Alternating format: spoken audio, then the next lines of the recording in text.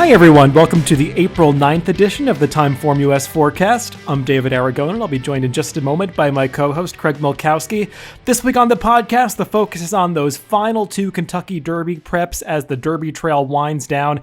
After Saturday, we'll have the field basically set for the Kentucky Derby as far as points qualification goes. We'll see if there are any defections in the upcoming weeks, but we should have the final additions to the race likely coming from the Arkansas Derby. That's the major point prep with 100 points going to the winner of that race. But there's also the Lexington Stakes on Saturday at Keeneland, and that's the far more interesting race from a handicapping standpoint, though less likely to produce any Kentucky Derby starters. But we've got some really intriguing undercards on both of those racetracks, with Oaklawn offering the Oaklawn Mile as well as the Count Fleet. We'll talk about both of those races in addition to the Arkansas Derby. And then at Keeneland, on the Lexington undercard, they're also running the sprint race for the fillies and mares, which is the Giants Causeway, as well as the Grade 1 Jenny Wiley, a small but select field of runners, fillies and mares going a mile and the 16th on the turf.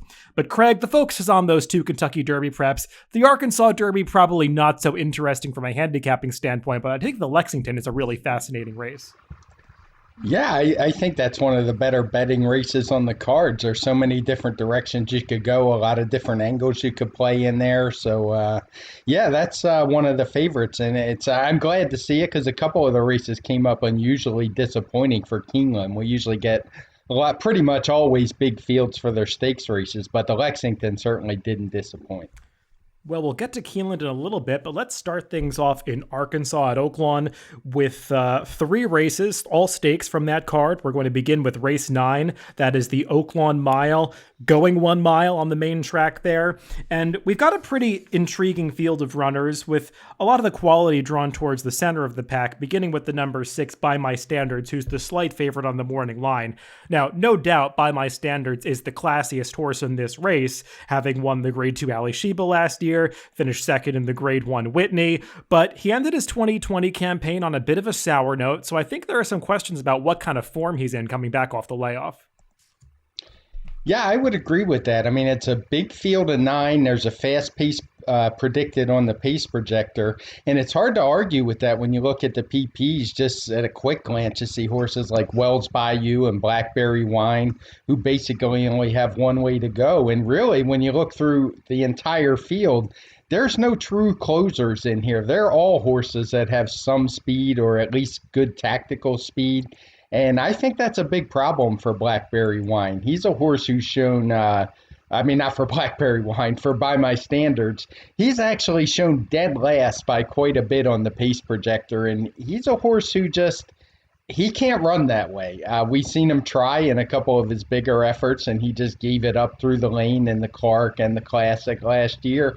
And he was a horse both of us had a lot of question marks about last year because a lot of his reputation was made in races with very slow paces where he was able to sit close and finish. And I think that's a problem here. It wouldn't shock me if he won because, I mean, he does have the best speed figures in the field when he runs his races, but I'm certainly going to try to beat him. I think he's going to get bet quite a bit more than that 5-2, to be honest. I wouldn't be surprised if he's in the 7-5 range. So I'm going to look elsewhere. The horse I eventually landed on is actually only the second choice on the morning line, but I had my doubts about that. I went with Rushy, and for me, it's largely a jockey bet. As I mentioned, there aren't any real closers in this race. Rushy isn't particularly one either, though he has won from off the pace. It's not like he's coming from the clouds. But I just think Joel Rosario rides these races perfectly when the pace is going to be fast. I think Rushy will be able to adapt. I do think he'll be more than that 3-1 morning line. I see other horses taking more money than him, including Blackberry Wine, Wells Bayou. So we'll see how the betting goes, and that can always sway things. But in a wide open race, I'm going to take a horse that's coming from off the pace. Yeah, we'll see how much of an effect Joel Rosario has, because it seems like he's winning basically every stakes around the country during 2021 so far, and he is riding Rushy in this race, so that could drive down his price a little bit, though just based on the two horses, Craig, I would tend to agree with you that By My Standards, just based on reputation, is likely to take a bit more money in here. We see this race very similarly. I'm not surprised. I like Rushy as well. he ran well to win that Pate Mile last year at this distance. That was around one turn, and this is a two-turn race, but he's handled two turns just fine in the past, even going longer distances that might really not be his preferred trip. And he was off the board last time out in that Breeders' Cup Dirt Mile, but watching back that race, I think he ran a lot better than that 7th place finish would indicate, because there was a rough run into the first turn. He was squeezed back a little bit as the horses tried to get over from the outside with that short run into the clubhouse turn, and he was probably farther back than he wanted to be in that race, but he launched a wide run coming around the far turn, and that Breeders' Cup Dirt Mile at Keeneland, that's a race that is run for the most part around turns. There's very little straightaway in that race, and he lost a lot of ground coming around the turn in that race, was actually finishing on decently at the end there. So I just think he's a horse that really could take a step forward as a 4-year-old. And while Mike McCarthy doesn't have the greatest numbers coming off layoffs, just based on this horse's work tab, it seems like he's got him cranked up for this race. Just going back to March 20th, that 46 flat work that was a bullet at Santa Anita, that was in company with his top older mare, Cece, and it looked like Rushy was going a little better than her in that workout, and Cece is a very good workhorse in her own right. So I just think Rushy looks like he's coming into this race ready to run, and this seems like the right kind of spot for him to get a favorable trip. So I landed on Rushy as well. As for the others, I mean, I think Blackberry Wine is a horse that you have to consider just based on how well he ran at this distance last time. As you were pointing out, I think there's a lot more pace in this race, and that could create some problems for Blackberry Wine. But when he matched up against Wells Bayou in the Louisiana Stakes earlier in the year, Wells Bayou let Blackberry Wine go on with it and set the pace. So if a similar scenario plays out here, I think Blackberry Wine can be dangerous, but he's a horse that really is most effective when he's on the lead.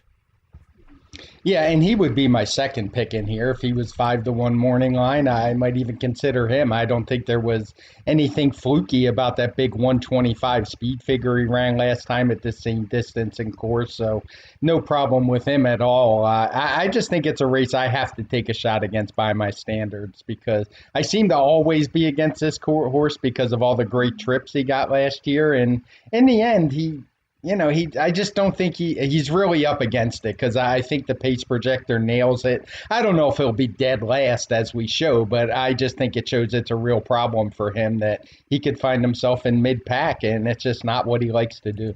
Yeah, and just one more note on By My Standards, so I didn't really touch upon. I agree with everything you said, Craig, and I will just also note that the comment line in his last race, blocked upper and altered out, I mean, if you didn't watch the race, I think some people might assume from that he had a bad trip. He didn't have a bad trip. I mean, Gabriel Saez got him into a good spot. He was a little off the rail throughout, but he had every chance to be effective in that race and was just behind horses because he was backing up in the stretch. So I just thought that was kind of a poor effort from him, and he'll have to do a lot better. He could, because he's got the back races. At a short price like you, I'm just a little skeptical.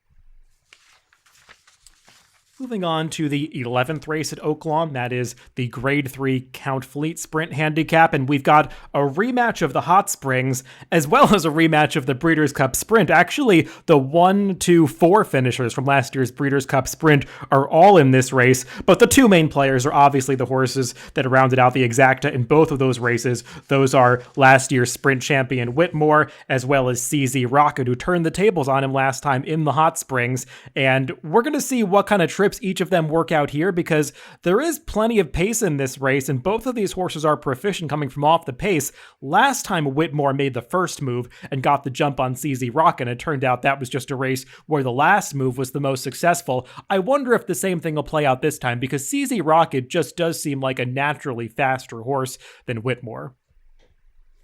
Yeah, I think it's an interesting call. It's a good field of 7. There's no label on the pace projector, but it was really close. I was surprised when I saw horses like No Parole, Strike Power, and Empire of Gold, a horse who led the Breeders' Cup after a half mile last year.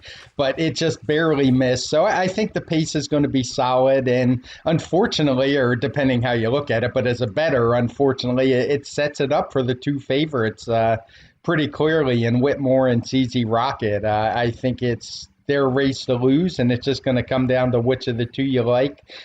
Personally, I'm going to give the very slight edge to CZ Rocket, and that's just based on the post positions. I think he can sit outside and just kind of track what's going on and move forward if he needs to, but I just envisioned similar trips last time. Whitmore is drawn down inside. If he waits, it's always possible he's going to get shuffled back with all the speed in here. So I just think the post gives CZ Rocket enough of an edge that I'll make him my top pick in here. If the posts were reversed, I'd flip my picks. Yeah, I think it's a close call between these two as well, and I do think they're the two most likely winners in this race. I actually gave the slight edge to Whitmore. Whitmore seems like a horse to me that is very comfortable running inside of horses. Actually, if based on some of his big wins, that's his preferred trip to make that inside-out move. So I like that he's drawn inside in this race, and I just feel like the pace projector is going to play out the way that it looks with CZ Rocket, as long as he breaks better this time, because he was a little slowly away in the hot springs. I think he'll be in front of Whitmore early, and I would anticipate that this time Whitmore was going to be the one making the last move, and that could be the successful move once again in this Count Fleet. So I'm going to give the slight edge to Whitmore, assuming that they're very similar prices. As for the others, I mean, Empire of Gold is a little bit interesting, but he's coming back off a long layoff out of that Breeders' Cup where he did run really well. I mean, he led the field to mid-stretch and he did kind of fall apart in the final furlong, but that's a race that was coming apart a little bit at the end. And as a 3-year-old last year, he just got really good at the end of the season. It turns out that Phoenix performance was no fluke because he backed it up once again in the Breeders' Cup. I don't really know too much about this trainer and how he does coming back off layoffs. The stats are mediocre at best, but this was a horse that really came around at the end of last year, so I wouldn't be surprised if he could take another step forward as a 4-year-old. I mean, he'd be the only one that I would consider as a potential upsetter, but I do think that the two favorites are more likely winners of this race. Yeah, I agree with you on Empire Gold. I think he's the speed of the speed, even though we don't have him shown up there. Him and No Parole, I think those two will really go at it early. And I think he's probably the better of the two based on what we've seen from No Parole lately. But in any case, I think any of these speed horses are going to have a hard time holding off really quality closers like Whitmore and CZ Rocket. I do want to ask you about those two other speed horses. You briefly did touch upon No Parole, but also Strike Power, who has plenty of early speed, is in this race, and he's coming off a big performance when he earned a 118 TimeformUS speed figure last time, actually a 123 final time number, which was knocked down a little bit due to the slow pace. I mean, they're both horses that are capable of running big figures when they're at their best, but I just wonder if you have a take on if they're going to be knocked out by a quick pace. Yeah, that's the way I see it. I mean, Strike Power, he's always done his best when things go his own way with blue fractions. We've seen that way back to his maiden win, and that's what he did in his last win, and there aren't a whole lot of wins in between. So he's a horse who usually runs well, but he just doesn't seem to get the job done unless he gets it his way up front, and it's just really hard to envision that happening with two super high fast horses in No Parole and Empire of Gold.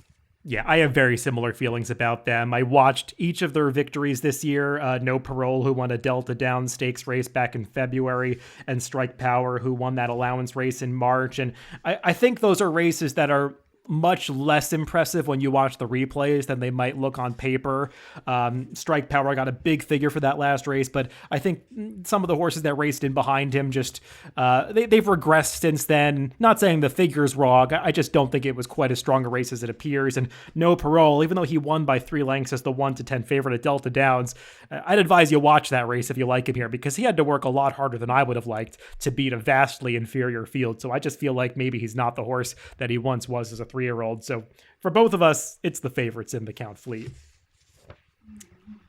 Moving on to the Arkansas Derby, Grade 1 feature race at Oaklawn on Saturday, the final Derby prep taking place in Arkansas this year, and the final Derby prep that's taking place in the country before the Kentucky Derby on the first Saturday in May. And we're going to have a heavy favorite in this spot in Concert Tour. This race is basically just a rematch of the Rebel, as 5 horses coming out of the Rebel are 5 of the 6 runners in this race, and Concert Tour just dusted them last time. And as long as he gets the extra 16th of a mile, he's going to be pretty tough for this field to handle. Yeah, and watching that race, it's hard to imagine he wouldn't have got the extra 16th of a mile. I mean, he was still moving away from the field at that point. So for me, it's a race I'm probably just going to watch. I'm not going to try to beat Concert Tour in here. He just looks too good. I know some people have tried to make a case for Caddo River, saying he got a bad ride last time, and I mean, I guess I can't argue with that. I'm a guy who likes aggressive tactics, and they did kind of cede the lead, but I just don't see how it would have made any difference. If he went to the lead, Concertor was just going to sit off his flank and put him away anyway, in my opinion. So I didn't think that much of Caddo River going into the Rebel, so I'm not going to make any excuses for him because I just don't think he ran all that well. Hoosier, I mean, he's moving in the right direction for Bob Baffert, but he just seems more like a third string type of Bob Baffert horse, not even second string. It wouldn't shock me if he ran second, but there's no real value in that opinion either. So I'm just going to watch, try to evaluate Concert Tour, and fully expect him to win pretty easily. Yeah, I think both things are true about Caddo River. I think he did resent the rating tactics a little bit last time. I also think he didn't run that well in the Rebel. I mean, he should have finished better in that race, even after fighting the rider a little bit in the early going. And I'm not as convinced about him getting the mile and an eighth as I am Concert Tour. I mean, I think you can have questions about both of these horses, but Caddo River's shown more natural speed in his races, and I'm not so convinced that he's necessarily going to go on and love a mile and an eighth. So I just thought Concert Tour was so impressive last time, and I went on XBTV and I watched some of his work since then, and I mean, he's looked like a monster coming into this race. His last workout on April 3rd when he went 6 furlongs, 112 and 4. I took out the stopwatch to get him coming through the stretch because it looked like he was flying. I got him coming home the quarter through the lane in 22 and 1 in that workout. That's just really moving for a 6 furlong workout at the end of it. And it just feels like this horse is probably going to win. I wonder if he wins this race really impressively, what to make of him moving on to the Kentucky Derby, because he'll do so without a ton of seasoning, having won some of the weakest prep races that we've seen just in terms of depth. Even if he runs some faster speed figures, I don't think that beating up on horses like Caddo River and Hosier and Freedom Fighter necessarily are going to prepare you to be successful in the Kentucky Derby, but this horse does have a ton of talent. Yeah, it's going to be interesting. Assuming he does win, I think it's going to come down to the speed figure. If he runs a 125 from us, and more importantly, as far as the wagering goes, a 105 from Bayer, he could easily wind up being the favorite in here. Just because, I mean, it's Bob Baffert. He's won a ton of derbies. He's going to have a fast number, but I'd still have some question marks because, as you said, he hasn't really faced much yet, and we'll see. It'll be interesting to see who actually finally makes it to the starting gate. We still have 3 long weeks. We've already started seeing some defections in greatest honor. So it's something I try not to look too far ahead, but I'm with you. A big performance here, and he could easily be favored come the first Saturday in May. Yeah, I'll be very interested to see how that all plays out, because Concert Tour is a horse that I was a little skeptical of earlier in the year, and I've kind of come around a little bit. I think he's actually does have plenty of talent, but he's got to run a big number in the Arkansas Derby to be considered one of the favorites for the Kentucky Derby in a few weeks. Let's move on to Keeneland, where we'll also discuss 3 stakes races. The first of those is race 8. It's the Giants Causeway, going 5.5 furlongs on the turf for the fillies and mares, and we're likely to have a favorite drawn down towards the inside in the number 1 Into Mystic, who was ridden by Arad Ortiz, going out for Brendan Walsh. This filly, during her 4-year-old season, ran really well against a horse like Got Stormy, lost a close decision to her over this course in the Buffalo Trace last year. She actually surprisingly set the pace in the Breeders' Cup Turf Sprint against the males. Didn't run well in that race, but she's done fine since then and just has the credentials to be considered the horse to beat in this race. Yeah, it's a race on the pace projector. It's a big field of 10, but there's no label, so not a ton of speed in here. And the 3-horse LZ is shown on the front end with a clear lead, so she would be the one a lot of times I would gravitate towards, but I just see it playing out the same as last time when she faced Into Mystic, and she wasn't able to handle that one despite having things her own way up front. Into Mystic draws inside again, has plenty tactical speed, gets Irad Ortiz. So for me, I think she's just going to be really tough to beat in here. If I'm playing horizontal bets in here, I'm probably going to single Into Mystic because I just don't like anybody else in here besides LZ, and I think she'll have her number. The other horse I would maybe consider would have been Jakarta, who draws far outside and has had some success in these turf sprints. But as a 6-year-old, she's a horse to me, in her last couple turf sprints, seems like she's losing some of her early speed. She did lead last time, but that was in a 2-turn race. The sprint she hasn't been, and even though she did win one of those a couple back at Gulfstream Park, I just think it's a bad sign when horses who are normally always on the lead suddenly can't make it, and particularly from the far outside post. Yeah, I mean, I have no real problem with Into Mystic in this race other than the likely short price because, I mean, her form just is kind of obvious and she's got a Rad Ortiz on board, so that just kind of translate into a horse that's likely to be overbet. But she is the most likely winner of this race, and she projects to get a very good trip in here. I just feel like it's not like she's run speed figures that make her all that formidable in here. I mean, she ran a couple of 113s, one over the winter, one last fall in this race, that race at Keeneland in October. And I mean, those do make her the horse to beat, but it's not like she's got some huge speed figure advantage over this field where she deserves to be a really short price in this race. So I'm definitely using her, but I think that there are some other horses in this race that can offer value. One of those that just kind of always gets ignored that I think deserves a look in this race is the number 8 Change of Control. I mean, she's 15-1 in the morning line. I don't know if she's going to go off at a price quite that high, but she's got some races that definitely put her in the mix. She was beaten by Into Mystic 3 times last year, basically all 3 times that they met, but she was never that far behind her. And arguably the best race that she's run on the turf recently was that turf sprint against the males at Sam Houston back at the end of January, where she wasn't that far behind horses like Fast Boat and Karotari. I mean, they're every bit as good as Into Mystic, and Change of Control was competitive with them. So I just feel like she's coming into this race potentially in good form. And if the pace does heat up on the front end, I think she could be running late. So I would use her at a price. But the horse that I would make my top pick in this race, just from a value standpoint, is the number 2 In Good Spirits. She's a 4-year-old who's just making her second start of 2021. She had shown some talent as a 3-year-old last year, racing in route races, finishing, getting minor awards behind horses like Sharing and Harvey's Low Goyle.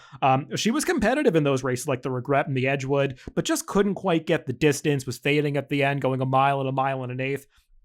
Alstall turned her back to 5.5 furlongs at the fairgrounds at the end of January, and I really liked that performance. Yes, she was facing an inferior field to what she meets here, but she came wide off the turn and closed that field down with a pretty impressive late kick, like a horse that might have just be a more natural fit to these shorter races. She obviously has to run a faster speed figure to be competitive here, but as a maturing horse who just turned 4, I think she's got a right to do it, and I'm hoping that she's just one that gets a little lost in the shuffle here and falls through the cracks and does go off at that 6-1 or maybe a little higher in this race. So I'll make In Good Spirits my top pick, but also use Into Mystic and Change of Control. Well, I'm not going to argue with either of those. Both good points on both of those as price horses. The only thing I'm going to add is if you're bored, take a look through the Into Mystic PPs. In TimeformUS, you can scroll the lifetime PPs. And she has had quite the journey. It's just something interesting for the people who listen to see. I mean, she's a horse who's won mixed races at Los Al. She's run at Zia Park, at Sunland, and she after starting a career out at Saratoga. So it's quite the journey that you don't often see for a horse. Yeah, that is kind of funny. I actually remember her debut at Saratoga. I think that was my first summer making the morning lineup there. And I remember she was a horse that was working well for Todd Pletcher and was touted, I think, bet down to like even money or odds on in that race, and she lost. But it's funny to see her now. She's a top turf sprinter for Brendan Walsh. Let's move on to that other 3-year-old prep race for the Kentucky Derby that's being run on Saturday. That is the Lexington, and it remains to be seen whether this race will actually generate any starters for the Kentucky Derby. I think there's just one that's a possibility, that being the favorite, Proxy. And while Proxy is clearly the horse to beat in this race and is the 6-5 favorite on the morning line, there are many ways to go if you're looking for an alternative. And I think you do have to start the discussion with the trips that these horses are likely to get, because there is a ton of speed signed on, concentrated down towards the inside. Yeah, we got sprinters stretching out in here. We got horses coming in off maiden wins, and then we have Proxy, as you mentioned, who's been running in graded stakes races. I think he ran in all 3 of the Louisiana preps and ran pretty well in those. I assume he's in this race trying to get points to make sure he makes the Derby field, but I got to tell you, I'm not all that excited about him. I mean, he's a decent enough horse, but I don't like the turn back. He's turning back a full furlong in here. He's a horse who has done his best running up near the front. And as you mentioned, there's a ton of other speed in here. So I'm going to try to beat Proxy. Maybe I'm a little crazy in here, but just looking at some of the other horses, we have Swiftsure, who's coming out of what's been basically a monster key race at Oaklawn. A bunch of horses he has beaten have come back to win. But I'm a little leery on this one as well. He had a big gap in his workouts. Before his first two races, he was working really fast. Doesn't seem to be the case since he's resumed training. Now, that could very well be that maybe Steve Asmussen's been planning on stretching him out all along, but I don't know how well that would serve him in here. So we also have the Bob Baffert horse, Bezos, who I don't like at all in here, but he's almost guaranteed to take some money just because of name recognition and Bob Baffert. And he did look pretty impressive winning last time out. He basically ran a 105 speed figure, which was the same he ran when he got drubbed in his debut by a horse who's turned out to be very good in Dream Shake. So I'm going to go in a totally different direction in here and go to one of those inside speed horses, and that's Noble Reflection. This is a horse who I really liked his maiden race. I think we talked about it on the Pacecast. He got a 110 TimeformUS speed figure that day. But what I liked is he is a horse who certainly looks to me like he's bred to go longer. He's by Liam's Map out of a Tisnow mare. The race has come back strong. The runner-up came back to win his start next out. All the other horses have kind of backed up the speed figures. And despite that fast pace notation on the pace projector, I still think speed is dangerous, and I think he could very well be speed to the speed, or maybe just sit off the two-horse Swiftsure, who I've already mentioned. And I believe this is one of those races where they use the short stretch at Keeneland, and it just seems to favor horses inside with speed. So I really like what I saw from Noble Reflection. He's a big price in here, and I'm not going to let the pace projector talk me off that kind of number. Yeah, we have a very similar take on this race. Once again, I think we agree a lot on this forecast today. Proxy is surely the horse to beat, and I think his form from Louisiana is solid. I mean, those were good horses that he was running against, but he kind of, after taking a step forward in each successive start heading into the Lecomte, he's plateaued a little bit in his speed figures since then. Maybe he didn't like the mile and 3/16 last time, a demanding distance for 3-year-olds in March, and now he's getting back to a mile and a 16th here. But still, it's not like he's got some big speed figure edge on this field, so he'd have to run one of his best races to beat them. And I'm not sure, like you, how comfortable he's going to be coming from the back of the pack in this race, and he likely will be closing just given how much speed is drawn to the inside. So Proxy can definitely win, and I would probably concede he's the most likely winner of this race. I just wouldn't want to take a really short price on him. And we landed on the same horse, Craig, Noble Reflection. I mean, you probably remember I was really taken with this horse's debut. In addition to talking to you about it on the Pacecast, I made him one of my horses to watch that week because I just wanted to show the entire replay of that race. And you made a good point about the runner-up coming back to win. And I completely agree with you with regard to this horse's pedigree. Liam's Map is a good dirt route influence. On the dam side, this dam deal of the decade by Tisnow, she's produced a bunch of foals, and almost all of them have been horses that preferred going route distances, some of them on the turf, but most of them on the dirt. Horses like Pretty Fancy, a decent dirt router, Cash Out, who could race on dirt and turf, going distances as far as a mile and an eighth. So it just feels like Noble Reflection is supposed to handle the extra ground. We'll see how fast he has to run on the front end, but I do think that he's one that will be on the lead here. I would say that he's likely to be the speed of the speed in this race because he's breaking from the rail, and also if you watch his two prior starts, this horse is just like a rocket launcher coming out of the gate. He is so fast out of the gate. So he's likely to have the advantage coming from the inside as long as he breaks as sharply as he has in his two prior starts. And I'm just hoping Javier Castellano can ration out his speed on the front end and he can keep going with that short stretch going the mile and the 16th at Keeneland. Sometimes that does favor horses that are on the front end. So I'm hoping he can just take them all the way.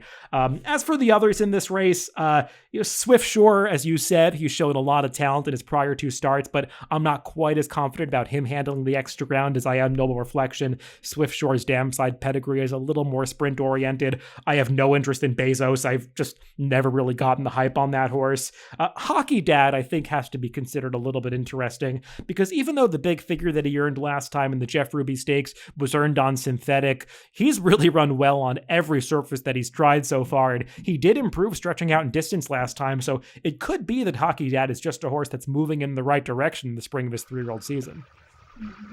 Yeah, Hockey Dad is kind of the wild card. If I was playing vertical bet or horizontal bets, well, and vertical, he's one that I would use on my tickets. He did get a bit of a dream trip in that JR Stakes with a just super fast pace and still wasn't able to close the deal. So I'm a little iffy on him, but at a price, I certainly would take a shot on him if I'm playing pick 3s or pick 4s or whatever in here. Yeah, not a whole lot to add. I'm going to base my play on Noble Reflection here and hope he lives up to what I saw that first race. Yeah, just a couple more things. I don't think we're going to get 15-1 on Noble Reflection. His last race was too impressive for him to go off at that kind of price, but I do think he could go off in the 8 to 10-1 range because there are plenty of other ways to go in here. So I do still think he'll be a playable price, and I'm picking him as I think you are expecting to get a price that's a little lower than the morning line. And just with regard to the pace, I mean, we're talking mostly about horses that are going to be placed close to the front end in here, and we're doing that because as you look through this field, there just isn't really a convincing closer to take. I mean, I guess the one you might consider is Unbridled Honor, but he just looks so slow to me, so I just couldn't find a closer that I find really appealing. No, and I agree with you about the morning line. I mean, they have the 10 horse starring in my dreams at 6-1. And I mean, looking at his running lines compared to Noble Reflection, I don't see any way in the world that horse goes off at a less price, let alone the kind of discrepancy that the morning line shows. Let's finish things up on this forecast with the Grade 1 Jenny Wiley. I think it's the only Grade 1 being run at Keeneland on Saturday, going 1 mile and a 16th for the fillies and mares. And it's a compact field, but a field with some real quality, especially with those 3 horses drawn down towards the inside. Now, the favorite on the morning line is the number 1 Micheline. I'll be interested to see how they actually bet this race, and I was just tweeting about it before we came on the air to record this forecast. Just based on the way the pace is likely to shake out and how well she ran on her races last year, it feels to me like the number 3 Juliet Foxtrot is just simply the horse to beat in this race, and given the strength of Brad Cox at Keeneland, I'd have to think that she's going to take a lot of money in here and might even go off the favorite in this race. To me, she's a horse to beat. Yeah, we agree, unfortunately. I hate when we agree too much, but sometimes it works out that way. She's the horse to beat. I mean, it's a race, only 6 horses in here. She's shown on a clear lead on the pace projector in a race that says it's going to favor horses on or near the early lead. And on top of that, she's the most accomplished horse in the field. She's run the fastest speed figures, has the biggest races. So for me, she is clearly the horse to beat. I guess if I had to come up with the second choice, it would be Micheline. And that's just because I was impressed by her race last time. Even though she only got a 1:13 TimeformUS speed figure, I know you liked her on the forecast that day. And I think that speed figure's a little misleading because if you watch that race, she drew outside. She was wide the whole way. And I was just really impressed how she kept coming through the lane despite traveling all that extra ground. So she ran a 1:13 at Tampa. She had prior to that run a 1:17. And as a fairly newly turned 4-year-old, this will only be her second start. I think she's the horse most likely capable of running in the 120s outside of Juliet Foxtrot. Yeah, Juliet Foxtrot, I mean, some might say if they're knocking her, that she's squandered some opportunities to win at relatively short prices in the past. But she has faced some pretty good horses over the past couple seasons, some Chad Brown Titans like Rushing Fall and Uni. So I don't think it's any disgrace losing to those horses. And when she gets a favorable pace scenario, she's usually pretty dangerous. I mean, we've seen her win gate to wire in the past, going back to 2019, but she's been very successful when she gets moderate paces. That was not the case last time in the Matriarch, when they went really fast on the front end. I mean, Mike Smith is not my favorite turf rider in general, because he just sometimes doesn't fight his horses to put them in the right spot. I'll try to say it that way. And Juliet Foxtrot, he just kind of dropped his hands on her and let her basically run off on the backstretch, going way too fast. And she paid the price late. I think that she would have won that race if she had been taken in hand a little bit earlier. But still, losing to horses like Viadera and Blowout is no disgrace. That race came back very fast. And I just think if Juliet Foxtrot returns in that same kind of form, she's going to be tough here. Craig, you know that I'm a big fan of Micheline. I liked her last year as a 3-year-old. I thought she arguably ran the best race in the Queen Elizabeth Challenge Cup over this course back in October. So if she continues moving forward as a 4-year-old, I think she's very dangerous. She's just a horse that doesn't have a big turn of foot, kind of like her brother Proxy. It's kind of funny to see these siblings running back to back at Keeneland, Proxy and Micheline out of the same damn panty raid. But like that horse, Micheline's more of a grinder, and lacking that kind of turn of foot, I worry that she might not be as effective in a slow-paced race. So I'm not sure that Micheline's going to get the right trip in here, but I do think she's one that's moving in the right direction. The horse that's going to take money that I just don't quite get is the number 2, Tamahir. And Chad Brown has 2 runners in this race. I don't see how Etoile is much of a contender based on her races last year. That Woodbine grade 1 that she ran in really wasn't the kind of grade 1 quality that we're seeing in this Jenny Wiley. But Tamahir, I think, is the one that's going to take more money. And I just didn't quite get the hype on her ahead of the Matriarch, where she was bet down to favoritism. She was beating a very weak field of 3-year-old fillies in the Sands Point, and while she was visually impressive in that race, she's never run the kind of speed figure that says that she's good enough to beat a horse like Juliet Foxtrot. Yeah, I mean, in the Matriarch, she couldn't beat her, and you've already detailed the trip Juliet Foxtrot had, so I don't see how she could beat her in this spot if they both show up in good form. I mean, if she couldn't beat her that day, it's hard to imagine her beating her without some major form reversal where Juliet Foxtrot just tails off. So I'm with you. I don't buy the morning line at all, as you did, and as you mentioned on Twitter. I don't see Juliet Foxtrot not being the favorite in here, to be honest. Now, I don't think she's going to be in the 6-5 range, maybe the 8-5, 9-5 type of favorite, just because the Chad Brown horses are always going to take money. But I think she's clearly the horse to beat, and Tamahir doesn't scare me in the slightest. Well, a lot of agreement on this forecast, so we don't have too many opinions that we could be right about, because always cut those in half when we have the same pick in all the races. But hopefully we're right about our agreeing opinions on this episode of the forecast. As for this late sequence at Keeneland, Craig, these races are all consecutive. We didn't talk about the Ben Ali, which is leading off this pick 5, or the maiden race at the end, but this does feel like a sequence where you can probably go a little thin in the Jenny Wiley, and the Lexington just seems like a race that's so wide open, it might be able to make a pick 4 or pick 5 sequence pay well. Yeah, it looks like a decent enough sequence to me. The Ben Ali is just, I mean, it's only a 5-horse field. I haven't handicapped it, but it's certainly a very weak grade 3 on paper, but I would imagine you wouldn't have to go too deep in there. I certainly will have to take a look. Maybe it's one of those wide open 5-horse fields, but I think the 3 races we talked about outside the Lexington, I think you can keep pretty narrow and come up with a reasonable ticket. Well, that's it for this week's TimeformUS podcasts.